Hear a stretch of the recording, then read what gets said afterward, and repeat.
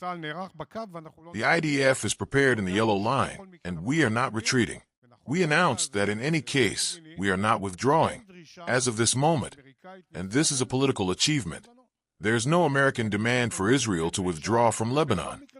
Is Benjamin Netanyahu and his ministers continuing to defy their biggest military backer over the future of Lebanon?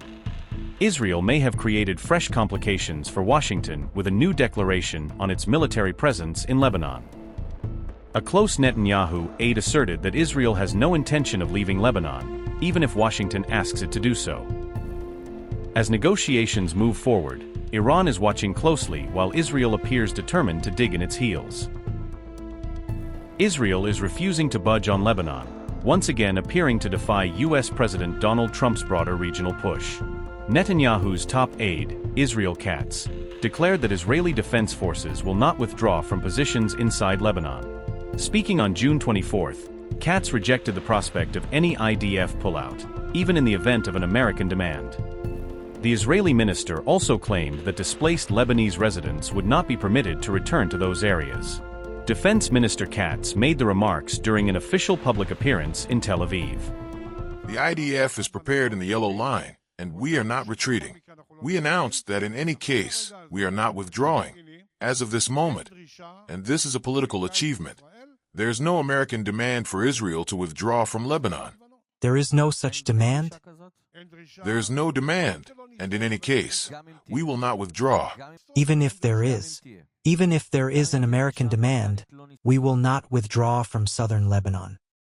But there is no demand. We've made it clear. The Prime Minister to the President, me to Pete Hegseth, the Secretary of War, the IDF. We are there to protect the residents of the North. Katz's comments were widely interpreted as a signal that Israel intends to retain control over territory inside Lebanon. The defense minister's position closely echoed Prime Minister Benjamin Netanyahu's earlier opposition to any IDF withdrawal. The directive from me and the Minister of Defense to the IDF, Israel Defense Forces, is clear and has not changed. Our fighters in southern Lebanon have full freedom of action to thwart any direct or emerging threat against them or against the residents of the North. The IDF has no restrictions in this matter. I stand behind them. The entire nation stand behind them. I firmly insist that we remain in the security zone in southern Lebanon for as long as necessary in order to protect the residents of the North and all citizens of the state. On June 23rd, Trump's top diplomat Marco Rubio traveled to Abu Dhabi for meetings with key Gulf allies. Rubio was reportedly tasked with convincing regional partners that Trump's agreement with Iran serves their interests. Addressing Lebanon, the U.S. Secretary of State argued that the issue should be treated separately from negotiations with Tehran. Lebanese and Israeli officials are meeting in Washington as we speak. Is it your position that that process should be separate from Iran peace deal? Well, that process is separate. It's separate because Lebanon is a sovereign country. It has a government. And when it comes to Lebanon and what's happening inside of Lebanon, we're going to negotiate and deal directly with the Lebanese government. I spoke to President Ayoun along with the Vice President a few moments ago, spoke to him on Friday. Their people are there now on the ground directly. So the reason why that issue is always... Now, there's an Iranian issue with regards to Lebanon, and that is their support and sponsorship of Hezbollah. And so that factor will be discussed as part of our conversations with the Iranians. But as far as the future of Lebanon belongs to the Lebanese people, to their sovereign elected government. Notably, Iran has maintained that any agreement with Washington depends on a ceasefire across all fronts, including Lebanon. The Switzerland summit also concluded with proposals to establish a dedicated deconfliction mechanism for Lebanon.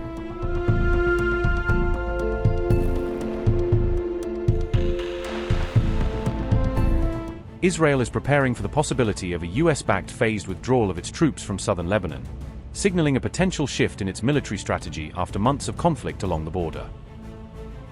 US-mediated negotiations are expected to focus on a gradual Israeli troop pullback from southern Lebanon as diplomatic efforts intensify to prevent another escalation between Israel and Hezbollah.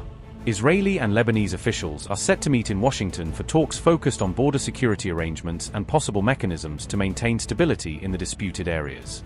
According to reports, the proposed pilot plan would involve a limited IDF withdrawal from selected areas, followed by the deployment of the Lebanese armed forces to take control of those positions. Lebanese newspaper Al Akhbar reported that a pilot zone could be established near the Litani River region. where a new security arrangement will be tested under international supervision. Reports suggest that Hezbollah fighters would be required to leave the designated pilot zone as part of the proposed agreement aimed at reducing direct confrontation with Israeli forces. The United States is expected to oversee the implementation and monitoring of the proposed southern Lebanon arrangement to ensure that all sides comply with the terms. According to Haaretz, the IDF is already preparing to withdraw from certain non-essential positions inside the Yellow Line as part of preparations for a possible phased pullback. If implemented, the partial withdrawal could mark the beginning of a new phase in efforts to de-escalate tensions and establish a more stable security situation along the Israel-Lebanon border. Amid these developments, Benjamin Netanyahu stated that Israel must develop a self-reliant weapons supply chain to guarantee its long-term national security and strategic independence. Speaking before reserve officers, Netanyahu emphasized the importance of expanding Israel's domestic defense manufacturing capabilities and reducing vulnerabilities in future conflicts. While expressing gratitude for decades of American military assistance, Netanyahu argued that Israel must continue moving toward greater defense independence and stronger indigenous arms production. Now we stand before Iran and its proxies. We struck them, it is not over yet, but it depends on our strength where we will be in 30 years. It depends on our strength, and therefore what we are doing right now is building greater strength. I want practical independence. I greatly appreciate the support we received, and which I also brought over the years, from our American friends. Today I say we need our own independent armament array. We are producing our own munitions, to free ourselves from dependency, to build more and more power, to introduce more and more technology, to train more and more generations of commanders like you, because that is what will ultimately determine where we will be. And with God's help, with your help, we will be in a good place. Thank you very much.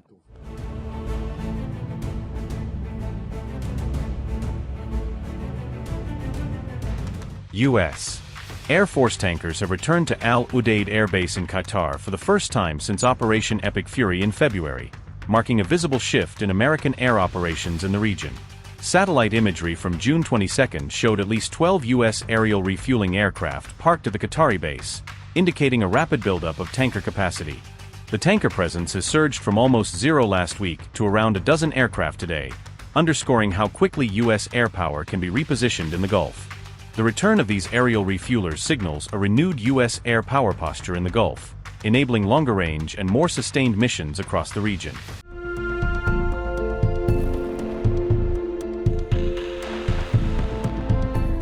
Israel's National Security Minister, Itamar Ben-Gvir, has publicly rejected calls for a ceasefire in Lebanon, reiterating a hardline stance that signals a readiness to continue military pressure rather than pause hostilities, even as diplomats and aid agencies urge restraint to prevent further civilian suffering. According to a report in Yena Safak, Ben-Gvir went further by describing Lebanon as Israel's playground, a provocative remark that has stirred condemnation from regional actors and analysts, who say such language risks normalizing aggressive policy and undermining any prospects for de-escalation or diplomatic engagement.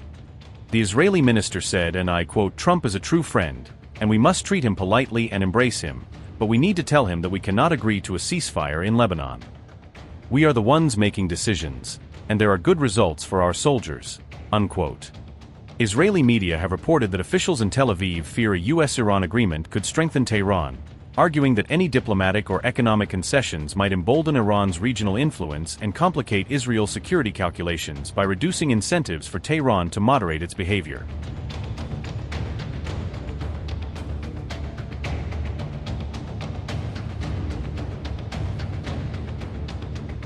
Israeli officials are increasingly concerned that President Trump's understanding with Iran could expand Tehran's influence across Lebanon and the wider region. According to reports, Israeli leaders fear the agreement may restrict Israel's freedom to act militarily against Hezbollah when it sees a security threat. Much of the concern reportedly centers on Lebanon-related provisions included in the broader U.S.-Iran diplomatic framework. The announcement of a new deconfliction mechanism following the Switzerland talks has also raised alarm bells among Israeli officials and security planners. The interim U.S.-Iran agreement called for an end to military hostilities across multiple fronts, including the conflict in Lebanon. However, Israeli officials signaled that they are not prepared to halt operations solely because of commitments made under the agreement. In a June 22 statement, Israel made clear that it intends to continue military operations in southern Lebanon despite the broader diplomatic framework.